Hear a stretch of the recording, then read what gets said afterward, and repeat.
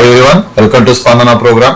So ఇవాళ మనం NCSE లో రిజిస్ట్రేషన్ ఫామ్ డాక్యుమెంట్స్ సైన్ చేసి ఏ విధంగా అప్లోడ్ చేయాలి. సో NCSE ప్రాసెస్ మొత్తం కంప్లీట్ గా ప్రీవియస్ రిజిస్ట్రేషన్ పార్ట్ చూసాము. ఇప్పుడు ఏంటంటే ఆ ఫామ్స్ ఏ విధంగా సబ్మిట్ చేయాలి, ప్రాజెక్ట్ ఎలా అప్లోడ్ చేయాలనేది చూద్దాం.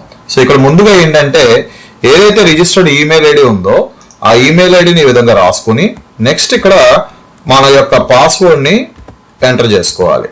ఓకే, సో ఈ విధంగా ఎంటర్ చేసుకున్న తర్వాత ఇక్కడ క్యాప్చర్ని కూడా మనం ఎంటర్ చేసుకుని లాగిన్ అని చెప్పి క్లిక్ చేయగానే ఈ విధంగా మనకి స్టూడెంట్ యొక్క డాష్ బోర్డ్ అనేది మనకు ఓపెన్ అవుతుంది. ఇక్కడ మీరు చూడొచ్చు డాష్ బోర్డ్, ఇప్పుడు notifications, project upload, my project and registration form, ఇలా మనకి చాలా ఉంటాయి.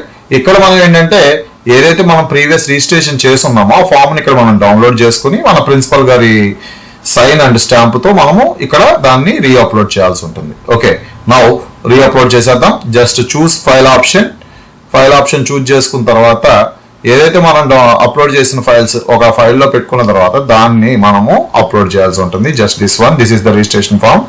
ఇక్కడ క్లిక్ చేయగానే ఫామ్ వచ్చేస్తుంది. ఇక్కడ సబ్మిటెడ్ సైన్ ఫామ్ అని చెప్పి క్లిక్ చేసుకోవాలి. క్లిక్ చేసుకోగానే మీకు ఏమవుతుందంటే ఫామ్ అనేది సబ్మిట్ అయినట్టుగా పైన మీకు ఒక నోటిఫికేషన్ అనేది వస్తుంది. వ్యూ చూడొచ్చు, ఏదైతే సబ్మిటెడ్ ఫామ్ ఉందో సబ్మిటెడ్ ఫామ్ వచ్చిందా లేదా అనేది మనం వ్యూ కూడా ఈ విధంగా చూడొచ్చు అనమాట. Okay, so this is the thing. Next తర్వాత ఇక్కడ థింగ్స్ మొత్తాన్ని ఒకసారి చెక్ చేసుకోవచ్చు.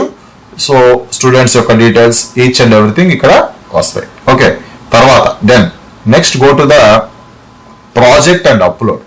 సో ప్రాజెక్ట్ ని ఇక్కడ మనం ప్రాజెక్ట్ యొక్క title and each and everything we have to write అనమాట. ఇక్కడ మనం రాయాల్సి ఉంటుంది.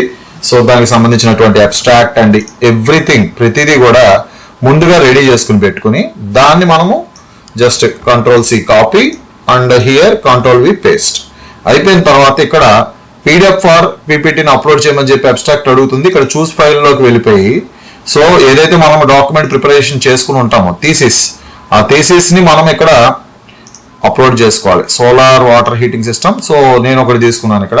సో అది ఇక్కడ క్లిక్ చేయగానే ఇక్కడ మీకు ఫైల్ అనేది వచ్చేస్తుంది విజిబుల్ గా. వచ్చిన తర్వాత దెన్ మనం ఏం చేయాలంటే ఇక్కడ సబ్మిట్ ప్రాజెక్ట్ అనేటువంటి ఆప్షన్ మీకు కనిపిస్తుంది. Just click on submit. So ఇక్కడ మీకు చూసారా థ్యాంక్ యూ ఫర్ ఇంట్రెస్టింగ్ అని చెప్పి ఇక్కడ మొత్తం మీకు మెసేజ్ అనేది డిస్ప్లే అవుతుంది. ఇక్కడ జస్ట్ క్లిక్ ఆన్ డన్.